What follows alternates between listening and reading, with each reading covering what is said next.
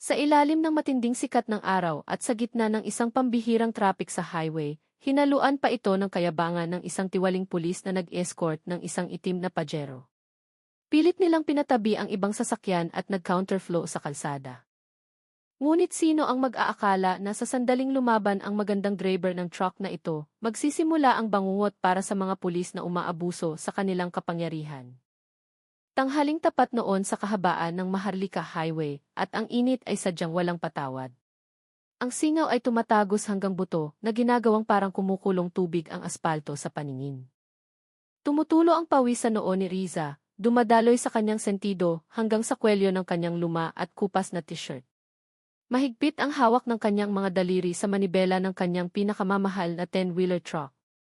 Si Higante ang palayaw ng kanyang truck ay nakahinto ngayon, hindi makagalaw sa gitna ng dagat ng mga sasakyang naipit sa matinding traffic. Ang mga busina ay walang tigil sa pag-ingay, lumilikha ng isang simponya ng pagkainip na nakakarindi sa tainga. Buwisit, traffic na naman. Angal ni Riza sa kanyang sarili habang pinapahid ang pawis sa kanyang liig gamit ang likod ng kanyang kamay. Baka malate ang delivery nito. Si Higante, na luma na at maingay, ay puno ng kargang materyales para sa konstruksyon. Ang target ay makarating sa project site bago maggabi. Bawat minutong lumilipas ay nangangahulugan ng potensyal na pagkalugi. At ayaw ni Riza yon. Sinulyapan niya ang orasan sa dashboard. Ang mga kamay nito ay mabagal ang galaw, tila ng aasar. Mula pa kaninang umaga ay mabigat na ang biyahe, at ngayon, ang traffic na ito ang tila naging rurok ng lahat. Sinubukan ni Riza na ilagay sa neutral ang kambyo at patayin muna ang makina upang makatipid sa krudo at palamigin ang radiator na nagsisimula ng umingit. Binuksan niya ng kaunti ang bintana, umaasang may hanging papasok. Pero ang nakuha lang niya ay buga ng mainit na hangin na maihalong usok ng tambutso. Isinandal niya ang kanyang likod sa upuan, ipinikit ang mga mata sandali at sinubukang hanapin ang kapayapaan sa gitna ng kaguluhan. Hindi ito ang unang pagkakataon na hinarap ni Riza ang matinding traffic. Ngunit sa araw na ito, bakit, mas nakakapagod ang pakiramdam kaysa sa karaniwan. May kakaibang kutob na bumabalot sa kanyang isipan. Parang may kung anong mangyayari. Si Higante ay hindi bagong sasakyan. Ang katawan nito ay nagpapakita ng mga peklat ng pakikipagbuno sa kalsada, mahahabang gasgas sa gilid, bumper na medyo yupi, at pinturang kumukupas dito at doon. Gayunpaman, para kay Riza, ang truck na iyon ay higit pa sa kagamitan sa trabaho. Si Higante ang kanyang katuwang, ang tahimik na saksi sa libu-libong kilometrong kanyang tinahak mula Luzon hanggang Mindanao, nagdadala ng milyon-milyong toneladang karga mula sa isang sulok ng bansa patungo sa isa pa. Bawat tunog ng makina nito, bawat yanig ng kabin ay lengguwaheng nauunawaan ni Riza ng lubusan. Si Riza mismo ay malayo sa karaniwang imahe ng isang driver ng truck. Ang buhok niya ay hanggang balikat, madalas nakatali ng bara-bara habang nagtatrabaho, at ang kanyang balat ay kayumanggi dahil sa babad sa araw. Kahit na hindi siya kalakihan, may aura ng katatagan na lumalabas sa kanya. Hindi siya babaeng madaling matinag. Ang mga taon ng pamumuhay ng mag-isa sa malupit na kalsada, pakikiharap sa iba't ibang uri ng tao at sitwasyon, ay humubog sa kanya bilang isang taong may prinsipyo. Para sa kanya, mahirap ang buhay. Huwag kang maging taong madaling baluktutin. Ang prinsipyong ito ay madalas na nagiging kumpas niya sa pagharap sa iba't ibang problema. Lagi siyang naniniwala sa dignidad at prinsipyo. Ang pagsuko sa pananakot o kawalan ng katarungan ay hindi opsyon para sa kanya. Kung hindi tayo ang magtutuwid, sino pa? Madalas niya itong ibulong sa sarili kapag nakakakita ng mga katiwalian sa daan. Ang kanyang tindig na matatag at walang takot ay madalas na ikinagugulat ng mga taong unang beses pa lang siyang nakilala. Lalo na kung sila ay may tendensyang humusga base sa panlabas na anyo.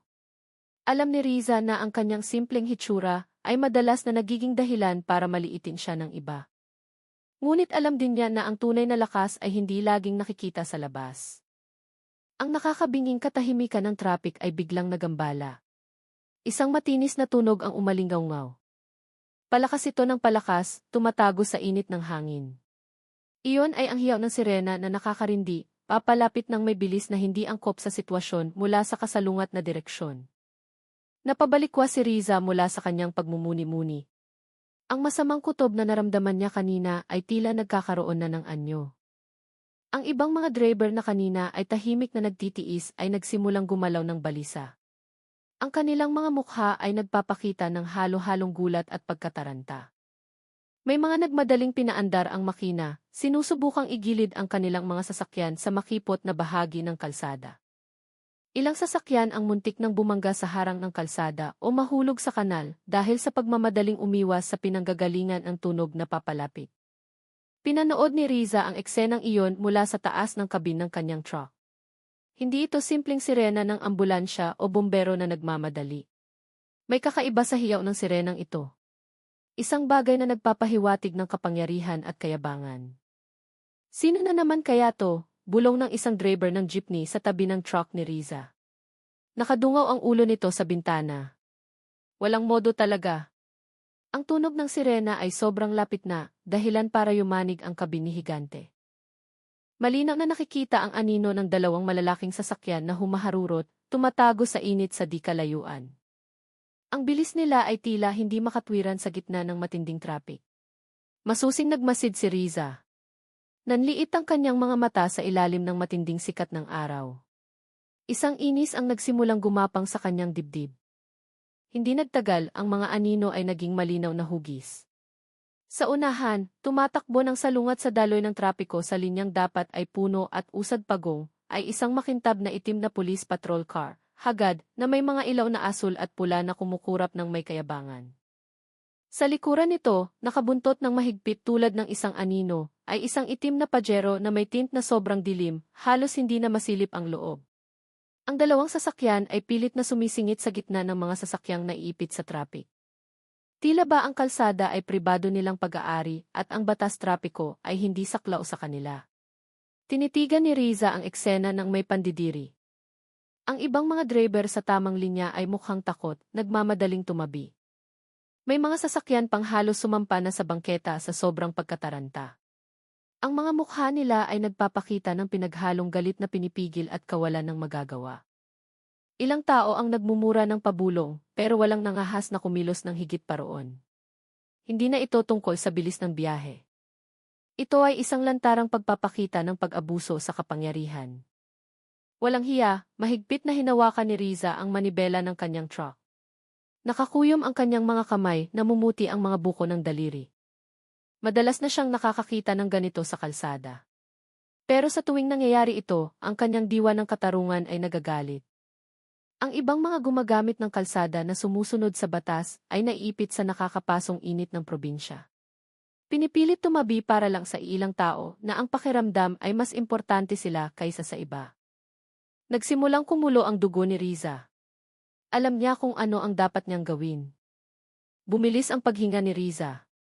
Nasaksihan na niya ang napakaraming pang-aabuso sa kalsada, madalas ay gawa ng mga taong nakauniporme na dapat sana inagpoprotekta sa lipunan. Pero sa pagkakataong ito, sa gitna ng traffic na nagpapahirap at init na nanggigigil, iba ang pakiramdam. Hindi ito simpleng paglabag sa trapiko. Ito ay isang aksyon na sumusugat sa katarungan ng bawat taong naiipit sa traffic. Isang bulong sa kanyang isipan ang nagsabi, tama na, dapat na itong itigil. Walang pag-aalinlangan, gumawa ng desisyon si Riza. Ang kutob na naramdaman niya kaninang umaga ay lumakas, hindi siya tatabi. Hindi siya magdadagdag sa mahabang listahan ng mga driver na sumusuko na lang sa kayabangan sa kalsadang ito. Mabilis na gumalaw ang kanyang kamay, inabot ang matigas na handbrake lever. Sa isang sumisingasing na tunog, ang air brake ni Higante ay kumagat ng mahigpit. Ang truck ay nakatayo na ngayon ng matatag, hindi gumagalaw kahit katirampung pulgada mula sa pwesto nito. Hanggang kailan ka ganyan, Day? Sigaw ng driver ng jeepney kanina mula sa bintana nito. Baka sa mukha ang pag-aalala. Mga bigatin yan, baka mapahamak ka. Lumingon lang sandali si Riza, nagbigay ng isang matatag na tingin na nagpatahimik sa driver ng jeepney. Wala siyang sinabi, pero buo na ang kanyang loob. Si Higante ngayon ay talagang nakaharang ng pahalang sa gitna ng kalsada. Epektibong hinaharangan ang daan ng police patrol car at ng itim na Pajero. Biglang tumahimik ang paligid, tanging ang ugong ng makina ng ibang mga truck na unti-unting namamatay ang naririnig. Lahat ng mata ay nakatuon na ngayon kay Higante at sa babaeng driver nito, naghihintay kung ano ang susunod na mangyayari. Sa tunog ng langit-ngit mula sa air brake na nakakunsi ng mahigpit, si Higante ay nakatayo ng matatag, nakaharang ng perpekto sa gitna ng kalsada. Ang 10-wheeler truck ay naging isang higanting pader, isang muog na bakal na hindi matitinag. Sa epektibong paraan, hinarangan ni Riza ng tuluyan ang pagusad ng patrol car at ng mayabang na Pajero. Ang desisyon ay dumating ng napakabilis. Isang malakas na tulak mula sa kanyang prinsipyo na tumatanggi sa kawalan ng katarungan. Sa loob ng kabin, naramdaman ni Riza ang biglaang katahimikan na bumalot sa linyang kanina ay puno ng ingay ng mga busina. Ang ibang mga motorista na nakasaksi sa ginawa ni Riza ay natigilan. May mga nagulat. Ang iba ay napigil ang hininga, hindi makapaniwala sa kanilang nakita. Isang taxi driver sa likod ng truck ni Riza ang napailing-iling sa pagitan ng paghanga at pag-aalala. Samantala, sa loob ng Pajero at patrol car, kitang-kita ang mga kilos ng pagkalito at galit. Siguradong hindi nila inaasahan na may maglalakas loob na humarang sa kanilang daan. Diretsyong tumingin si Riza sa harapan, sa direksyon ng dalawang sasakyan na ngayon ay napilitang huminto, hindi kalayuan sa kanya. Walang takot sa kanyang mga mata, tanging nag-aalab na determinasyon. Alam niyang ang kanyang aksyon ay maaaring magdulot ng gulo, pero ang kanyang prinsipyo ay mas mahalaga. Ang dignidad at katarungan ay hindi pwedeng tawaran. Handa siyang harapin ang mga kahihinatnan, anuman iyon. Ang nakakapasong init ng araw ay tila naging tahimik na saksi sa konfrontasyong kasisimula pa lamang. Ilang sandali sa gitna ng maigting na katahimikan, bumukas ang pinto ng patrol car nang mailangit-ngit. Isang pulis na may matipunong pangangatawan, nakasuot ng unipormeng mukhang medyo masikip sa kanyang mga balikat, ang lumabas. Ang itim na salamin sa mata ay nagdagdag ng lamig at misteryo sa kanyang anyo. Ngunit ang ekspresyon sa paligid ng kanyang bibig ay nagpapakita ng galit at malinaw na pakiramdam ng pagiging superior. Naglakad siya palapit sa truck ni Riza nang may kumpiyansa, tila ba ang buong mundo ay susunod sa bawat utos niya. Pinagmasdan siya ni Riza mula sa loob ng kabin ni Higante. Matipuno ang tindig ng pulis. Nakaliyad ang dibdib.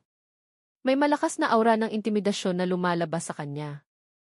Isang tiwala sa sarili na isinilang mula sa nakasanayang pinagsisilbihan at iginagalang o kinatatakutan.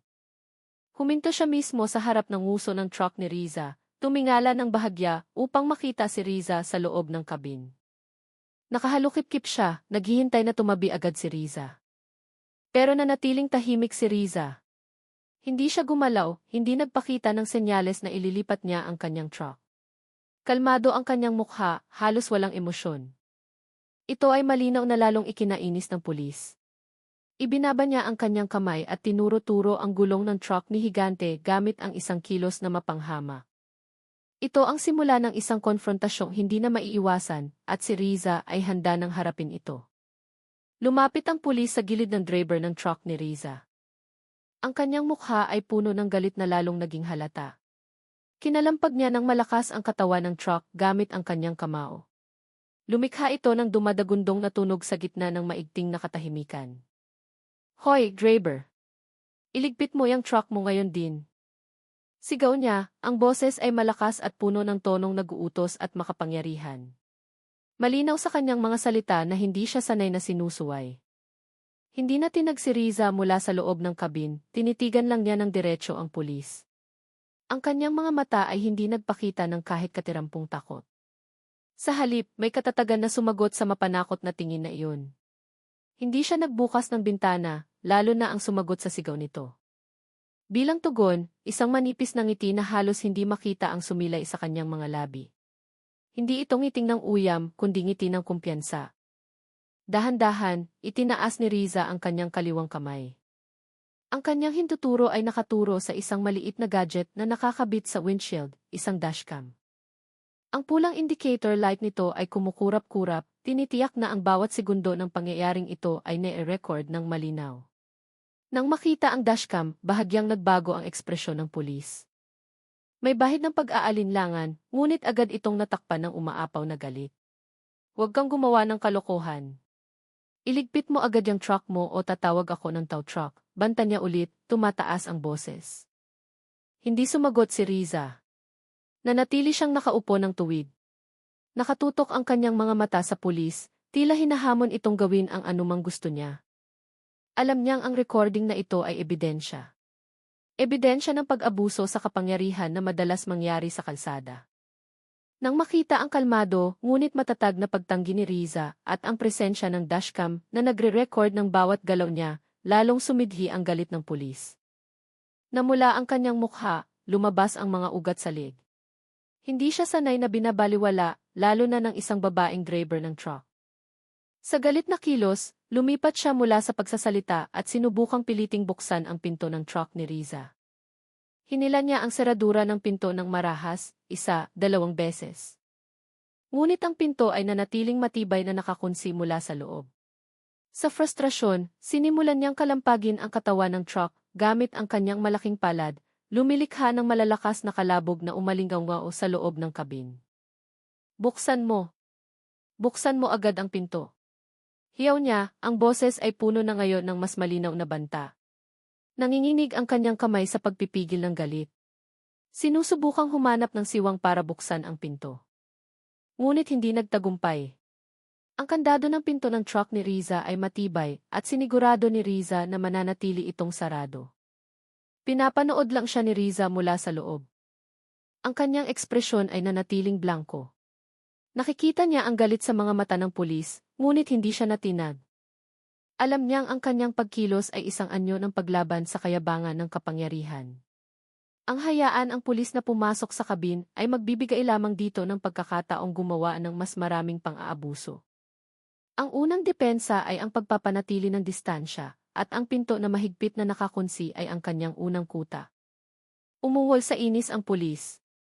Ang kanyang pagtatangkang piliting buksan ang pinto ng truck ni Riza ay walang saysay. Nawawala ng pasensya, umatras siya ng isang hakbang, matalim na nakatingin sa kabin. Mukhang susubok siya ng ibang paraan.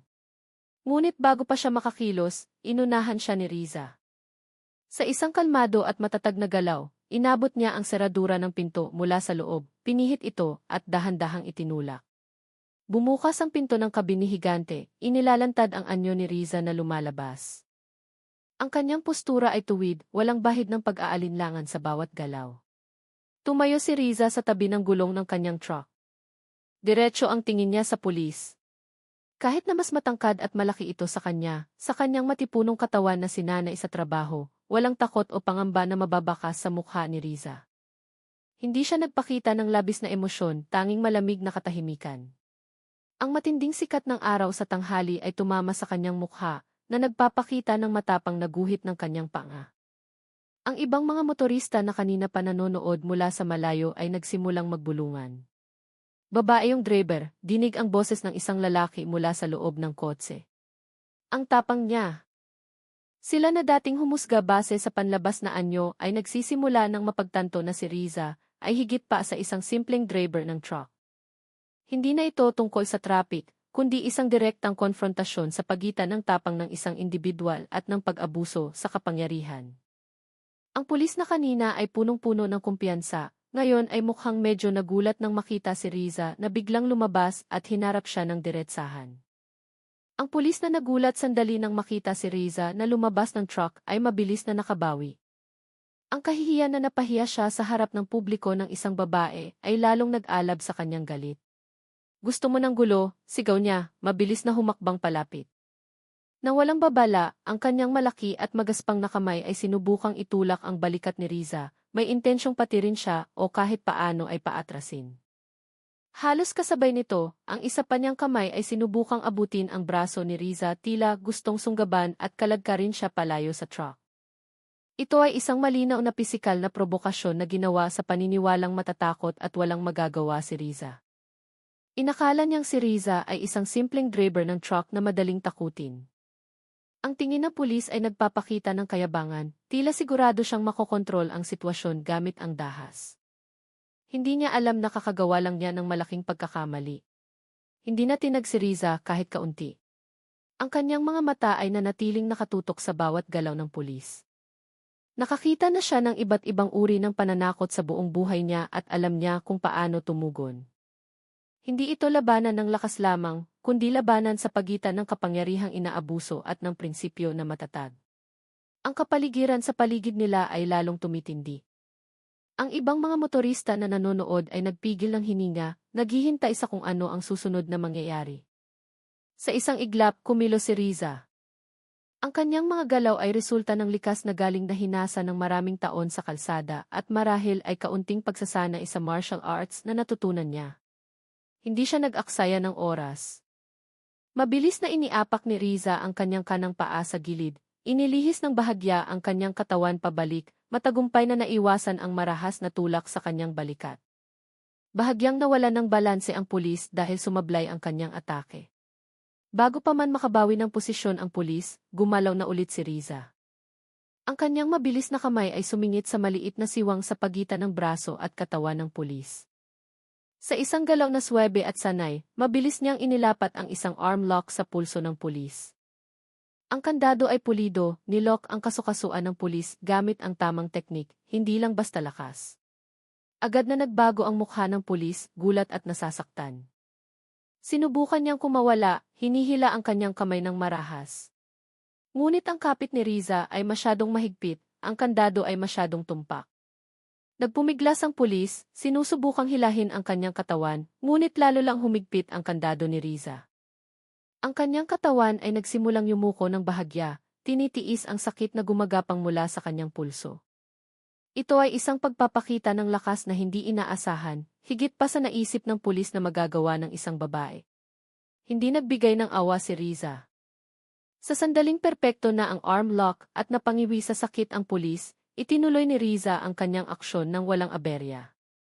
Sa isang mabilis at sukat na galaw ng leg sweep, patid, inilagay niya ang kanyang paa sa likod ng paa ng pulis, binalanse ang bigat nito, at saka tinulak ng bahagya.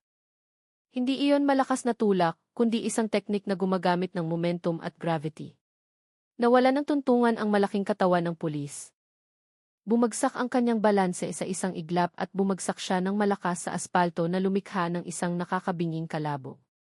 Ang tunog ng pagbagsak ay umalingaw sa gitna ng traffic. Tumalsik ng malayo ang kanyang itim na salamin, inilalantad ang mga matang ng lalaki sa gulat at sakit na nararamdaman. Isang mahinang daing ang lumabas sa kanyang bibig habang nakahiga sa kalsada. Sinubukang bumangon ngunit walang lakas. Ang ibang mga motorista na nakasaksi sa pangyayari ay natahimik. May mga nagtakip ng bibig sa hindi makapaniwala. Ito ay isang marahas at hindi inaasahang pagbaliktad ng sitwasyon. Ang kayabangan at kahambugan na lumalabas sa pulis na iyon ay ngayon ay nakahandusay ng walang magawa sa ilalim ng matinding sikat ng araw sa Maharlika Highway. Hindi na ito basta traffic lang, kundi isang tunay na demonstrasyon na ang pisikal na lakas at kayabangan ay hindi laging nananalo laban sa determinasyon at kasanayan. Ang ibang kasamahan ng pulis na kanina pa nanonood lang mula sa loob ng patrol car, ay nagmamadaling lumabas nang makita nilang nakahandusay ang kanilang kasama sa aspalto. May dalawang tao, parehong naka-full uniform. Mukha silang gulat. Ang ekspresyon ng kanilang mga mukha ay nagpapakita ng pagkalito at kaunting takot. Mabilis silang humakbang, may balak tulungan ang kanilang kasama na dumadaing sa sakit. Ngunit, ang kanilang mga hakbang ay huminto ilang metro mula kay Riza at sa nakatumbang pulis. Nagkatinginan sila at saka tumingin kay Riza. Ang babae ay nakatayo ng tuwid, hindi natitinag, may aura na hindi nila maintindihan. Isang hindi binibigkas na tanong ang nakabitin sa ere. Sino ba talaga ang babaeng ito? Malinaw nilang nakita kung paano mabilis at epektibong pinabagsak ni Riza ang kanilang kasama na may malaking katawan. Nagsimulang gumapang ang pagdududa sa kanilang isipan. Ang sitwasyon ay hindi tulad ng kanilang inaasahan. Dumating sila na may intensyong manakot, umaasa ng pagsunod, hindi ng paglaban na magreresulta sa pagbagsak ng kanilang kasama. May bulungan sa pagitan ng dalawa. Marahil ay nag-uusap tungkol sa diskarte o nagpapahayag lang ng kanilang gulat. Hindi na sila humakbang ng may kumpiyansa, kundi may malinaw na pag-iingat. Hindi nilapitan ni Riza ang pulis na nakahandusa sa aspalto o ang mga kasama nitong nag-aalangan pa. Nanatili siyang nakatayo ng tuwid sa tabi ng kanyang truck. Bahagyang mabilis ang kanyang paghinga dahil sa mabilis na pagkilos kanina. Ngunit ang kanyang ekspresyon ay malamig at hindi mabasa. Ang kanyang matalim na mata ay nakatutok ng diretsyo sa dalawang kasamahan ng pulis na nakatayo pa rin ng may pag-aalinlangan. Ang kanyang tingin ay mapanghamon na tila nagsasabing, gusto niyo ring subukan. Isang hindi inaasahang lakas ang lumalabas sa buong katawan ni Riza na magpapaisip ng 2 beses sa sinumang makakakita sa kanya. May maigting na katahimikan na bumabalot sa lugar na iyon. Tanging ang ugong ng makina ng ibang mga sasakyan na naiipit pa rin sa trapik ang naririnig ng mahina sa malayo. Malinaw na naramdaman ng dalawang kasamahan ng pulis ang intimidasyon. Nakita nila kung paano ang kanilang kasama na mas malaki ang katawan kay Riza ay ngayon ay dumadaing sa lupa. Ang walang takot na tingin ni Riza ay tumatarak ng malalim, nagpapaliit sa kanilang pakiramdam. Walang natirang kayabangan sa kanila. Tanging pagkalito at kaunting takot. Hindi na kailangan ni Riza na magsalita. Ang kanyang mga mata, ang kanyang tuwid na postura ay sapat na upang iparating ang mensahe. Ang pulis na nakahandusay sa lupa ay sumusubok bumangon. Ngunit nangiwi siya sa sakit. Sumulyap siya kay Riza at pagkatapos ay sa kanyang mga kasama tila humihingi ng tulong. Ngunit ang kanyang mga kasama ay hindi pa rin nangangahas na lumapit ng tuluyan. Nasa gitna sila ng dilema, tulungan ang kanilang kasamang nasugatan o harapin ng diretsahan ang matapang na babae sa kanilang harapan. Alam ni Riza na hawak niya ang buong kontrol sa sitwasyon. Nagkatinginan ulit ang dalawang kasamahan ng pulis. Ang pag-aalinlangan at pagkatalo ay malinaw na nakikita sa kanilang mga mata. Nakita nila kung gaano kaepektibo at kabilis pinabagsak ni Riza ang kanilang kasama na mas malaki ang katawan. Ang pagpapatuloy ng konfrontasyong ito ay magdadagdag lamang ng kahihiyan at marahil ay maseryosong pinsala sa kanila mismo. Sinukat na nila ang kalaban at sa pagkakataong ito, nagkamali sila ng tantya. Sa ekspresyong galit at may halong nakatagong takot, ang isa sa kanila ay nagdesisyon na sa wakas. Lumuhod siya at tinulungan ang kanyang kasama na nangiwi pa rin sa sakit sa aspalto upang makabangon. Ang nakatumbang pulis ay paika-ikang lumakad habang hawak ang braso niyang masakit pa rin. Nang walang sinabing salita, nagmadali silang bumalik sa patrol car. Ang patrol car, na ang mga ilaw ay umiikot pa rin, ay nagsimulang mag-utor ng alanganin sa gitna ng traffic. Sinundan ito ng itim na Pajero na kanina pa nanonood lang. Ang dalawang sasakyan ay naghanap ng siwang upang makaalis sa lugar. Hindi na sila nag-counterflow. Napilitan silang umatras, naghahanap ng ibang daan na mas ligtas para sa kanilang kayabangan. Ito ay isang matinding pagkatalo. Hindi lamang sa pisikal, kundi pati na rin sa moral sa harap ng maraming matang saksi. Sa sandaling umalis ang patrol car at ang itim na Pajero, ang kapaligiran sa Maharlika Highway ay nagbago ng drastiko. Ang maigting na tensyon ay biglang natunaw, pinalitan ng alon ng kaginhawaan na halos maramdaman. Ang ibang mga driver na kanina ay nagpigil ng hininga at natigilan ay ngayon ay nagsimulang huminga ng maluwag. Walang malakas na hiyawan na nakakabingi, ngunit may mga bulungan ng paghanga at mga papuri na nagsimulang marinig mula sa loob ng mga sasakyan na naiipit pa rin sa traffic. Ilang driver, lalo na ang mga driver ng truck at jeepney, ay nag-thumbs up kay Riza. May mga ngumingiti ng malapad, nagpapakita ng tunay na respeto at paghanga. Maaaring hindi sila nagsasalita, ngunit sapat na ang ekspresyon ng kanilang mga mukha. Ito ay isang maliit na tagumpay para sa katarungan. Isang sandali kung saan ang kayabangan ng kapangyarihan ay natalo ng tapang ng isang individual. Hindi naghahanap ng papuri si Riza, ngunit nararamdaman niya ang positibong enerhiya na dumadaloy mula sa kanyang paligid. Tumango lang si Riza ng bahagya bilang tugon. Hindi niya kailangang magsalita ng marami. Ang kanyang mga aksyon ay nagsalita ng mas malakas kaysa sa libong salita. Mainit pa rin ang araw, hindi pa ganap na lumuluwag ang traffic. Ngunit ngayon ay may ibang atmosfera. Isang maliit na pag-asa ang tumubo sa gitna ng kawalan ng pag-asa. Pumasok muli si Riza sa kabin ni Higante. Huminga siya ng malalim. Isang manipis na kaginhawaan matapos ang tensyon na kakatapos lang mangyari. Ang kanyang paningin ay tumawid sa dashboard. Tinitingnan ang mga buttons at indicator na pamilyar na sa kanya. Sa isang pindot, ang makina ni Higante ay muling nabuhay. Ang natatanging ugong ng diesel ay pumuno sa kabin. Ang tunog na iyon ay parang musika matapos ang nakaraang maigting na katahimikan. Dahan-dahan ngunit sigurado, sinimula ni Riza na igalaw ang kambyo at bitawan ang preno. Si Higante ay umusad pasulong, sumusunod sa daloy ng mga sasakyan sa harap niya na nagsisimula ng gumalaw. Kahit na hindi pa ganap na nawawala ang traffic, may paggalaw na. Ang ibang mga sasakyan sa likuran niya ay nagsimula na ring umusad, sumusunod sa yapak ni Riza. Ang kaayusan na nasira dahil sa kagagawa ng mayabang na patrol ay dahan-dahang bumabalik. Tumingin si Riza sa side mirror, nakikita ang linya ng mga sasakyan na nagsisimulang umagos. May manipis na kasiyahan sa kanyang puso. Hindi siya naghahanap ng gulo, ngunit hindi rin siya tatakbo sa problema kapag ang kanyang prinsipyo ay tinatapakan. Mahaba pa ang araw, kailangan pang ihatid ang karga. Ngunit kahit papaano, ang insidenteng ito ay muling nagpatunay sa isang bagay. Ang katapangan ng isang individual ay maaaring lumikha ng pagbabago, gaano man ito kaliit. At sa malupit na kalsadang ito, minsan iyon lang ang kailangan upang maibalik ang balanse. Ang kwento tungkol sa insidente sa highway ay hindi nagtagal upang kumalat. Ang video mula sa dashcam ni Riza na nagre-record ng buong pangyayari mula simula hanggang matapos ay nagsimulang kumalat ng malawak sa iba't ibang WhatsApp group ng mga driver ng truck at mabilis na nag-viral sa social media. Ang usapan tungkol sa kung paano nagawang pabagsaki ng isang babaeng driver ng truck ang isang mayabang na pulis ay naging mainit na paksa saan man. Ang mga netizen ay nag-react sa iba't ibang paraan, mula sa papuri hanggang langit para kay Riza hanggang sa matinding batikos sa nasabing pulis. Ang pagkakakilanlan ng pulis na iyon ay hindi na itago ng matagal. Ang kanyang pangalan kasama ang ranggo at unit ay mabilis na nabunyag sa mundo ng internet. Ang napakalaking pressure ng publiko ay nagtulak sa institusyon kung saan kabilang ang pulis na iyon na kumilos. Agad na isinagawa ang internal investigation. Iba't ibang online media at telebisyon ay nagsimulang magbalita tungkol sa kasong ito. Itinatampok ang pag-abuso sa kapangyarihan at ugaling siga na ipinakita sa pampublikong lansangan.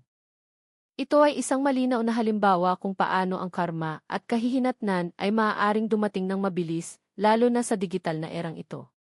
Kung saan ang bawat aksyon ay maaaring mai-record at maikalat sa loob ng ilang segundo. Ang pulis ay nahaharap sa mabibigat na parusa, mula sa pagkatanggal sa pwesto hanggang sa dishonorable discharge. Ang kanyang karera na binuo ng may hirap ay nasira dahil sa panandali ang kayabangan. Si Riza naman, kahit hindi naghahanap ng kasikatan, ay naging simbolo ng paglaban para sa maraming tao. Pinatunayan niya na hindi lahat ng tao ay yuyuko sa intimidasyon at ang katarungan, gaano man kaliit ang anyo nito, ay maaaring itaguyod ng kahit sino. Patuloy na nagmaneho si Riza, kasama si Higante, ipinagpapatuloy ang kanyang walang pagod na paglalakbay. Ang init ng probinsya ay napalitan na ng hanging hapon na nagsisimulang lumamig, dala ang amoy ng basang lupa at mga dahon. Ang insidente sa highway, kahit na maingay sa mundo ng internet at naging mainit na usapan, ay isa lamang maliit na tuldok sa libu-libong kilometro ng kalsada na kanyang tatahakin sa kanyang buong karera bilang driver ng truck. Ngunit para sa maraming tao, ang kwentong ito ay isang mahalagang paalala.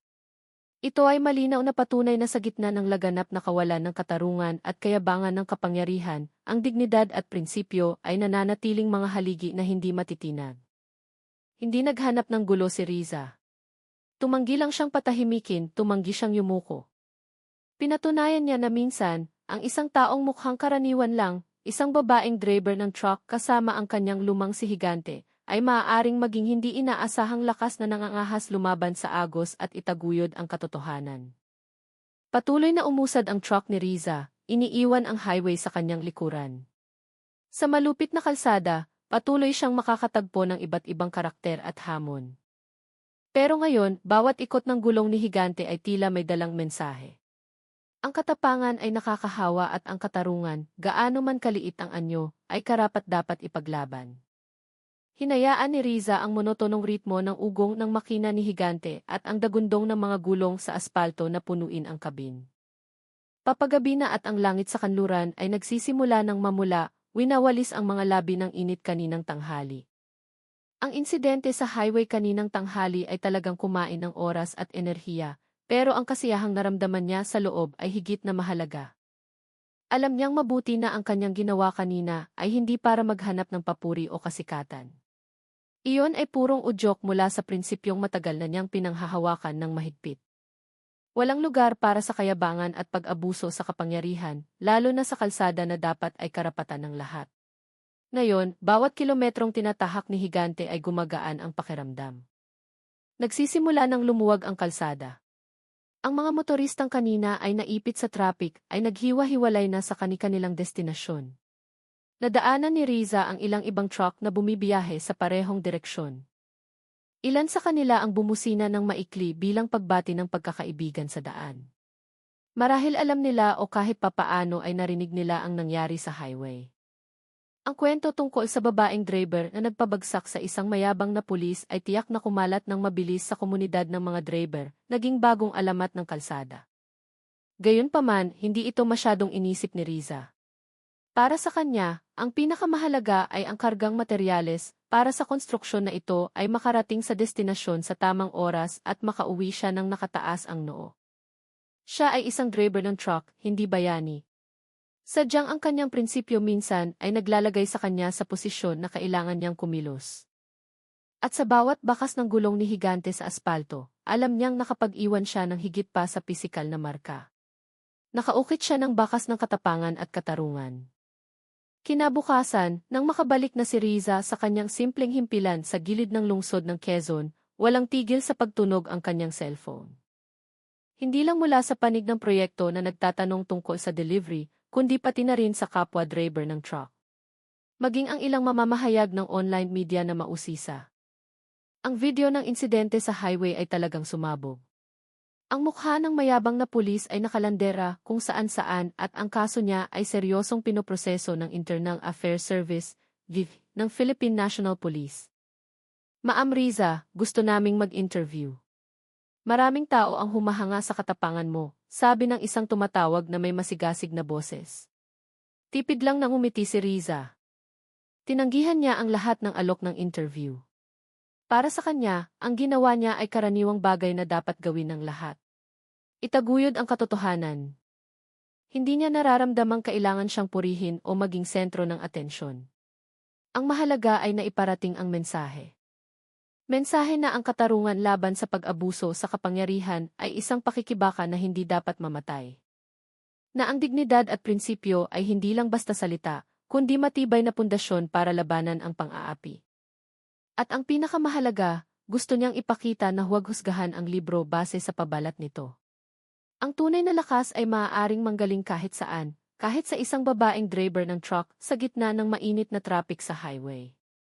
Ang kwentong ito ay nagiging paalala na bawat aksyon ay tiyak na may karma at kahihinatnan, at ang pisikal na lakas ay hindi lamang ang tanging anyo ng lakas na dapat asahan. Ilang araw matapos mag-viral ang video ng insidente, nakatanggap si Riza ng hindi inaasahang tawag sa telepono. Sa pagkakataong ito hindi mula sa media, kundi mula sa Regional Police Headquarters. Ang boses sa kabilang linya ay nagpakilala bilang kinatawan mula sa dibisyon ng I. Opisyal nilang inimbita si Riza na pumunta sa kanilang opisina sa Quezon City. Malinaw ang layunin ng imbitasyon. Gusto nilang makuha ang direktang pahayag ni Riza, kaugnay ng insidente na kinasasangkutan ng kanilang pulis. Gusto naming marinig ang iyong testimonya ng direkta, Ma'am Riza, sabi ng boses sa magalang na tono. Ito ay mahalaga para sa proseso ng investigasyon at pagpapatupad ng disiplina sa aming internal. Sandaling natahimik si Riza, iniisip ang imbitasyon. Karaniwan, ang mga driver ng truck na tulad niya ay mas madalas makitungo sa pulis dahil sa checkpoint o huli. Hindi na imbitahan sa opisina ng I bilang saksi. May kaunting pag-aalinlangan, ngunit agad niya itong iwinaksi. Ito ay pagkakataon upang matiyak na ang tiwaling iyon ay makakatanggap ng karampatang parusa. Tinanggap ni Riza ang imbitasyon. Pakiramdam niya ay may moral na responsibilidad na magbigay ng testimonya. Para sa kanya, hindi ito tungkol sa paghahanap ng gulo, kundi tungkol sa pagtataguyod ng katotohanan at pagtitiyak na ang pag-abuso sa kapangyarihan ay hindi pinapalampas. Alam niyang ang kanyang presensya ay maaaring maging mahalagang momentum upang ipakita na ang mga ordinaryong mamamayan ay may karapatan ding lumaban sa kawalan ng katarungan at na ang karma at kahihinatnan ay berlako sa lahat ng walang kinikilingan. Sa itinakdang araw, dumating si Riza sa headquarters ng I sa Quezon City. Nakasuot siya ng simpleng polo at pantalon, tampil apaadan niya tulad ng kanyang araw-araw na buhay. Ang kapaligiran sa loob ng istasyon ng pulisya ay iba sa karaniwan. Walang tensyon o nakakapigil na pakiramdam tulad ng madalas niyang maranasan sa mga police outpost sa gilid ng kalsada. Isang nakaunipormeng pulis ang naghatid sa kanya sa isang silid kung saan naghihintay na ang isang middle-ranking officer. Nagpakilala ang opisyal bilang Major Vargas, may propesyonal na ugali at malayo sa pagiging mayabang. Salamat sa pagpunta, Ma'am Riza, sabi ni Major Vargas habang pinapaupo si Riza. Nakita na namin ang kumakalat na video at labis kaming nababahala. Gusto naming marinig ng direkta ang pagkakasunod-sunod ng mga pangyayari mula sa iyong pananaw. Tumango si Riza. Nagsimula siyang magkwento, ipinaliwanag ng detalyado mula sa simula ng traffic hanggang sa pisikal na insidente kasama ang tiwaling pulis. Ikinuwento niya kung paano nag-counterflow ang pulis. Ang kanyang aroganting ugali at ang kanyang pagtatangkang intimidahin si Riza. Binanggit din niya kung paano niya binuksan ang dashcam upang i-record ang pangyayari. Nakinig ng mabuti si Major Vargas, paminsan-minsan ay nagsusulat sa kanyang maliit na notebook. Hindi siya sumasabad, tumatango lang bilang tanda ng pag-unawa. Naramdaman ni Riza na sa pagkakataong ito ay sineseryoso siya, hindi hinuhusgahan. Alam niyang ang pagbibigay ng testimonyang ito ay mahalagang bahagi ng pakikibaka upang matiyak na ang katarungan laban sa pag-abuso sa kapangyarihan ay tunay na maipapatupad. Ang prosesong ito ay nagpapatunay na may pag-asa at ang karma at kahihinatnan ay aabutan ang mga umaabuso sa kapangyarihan.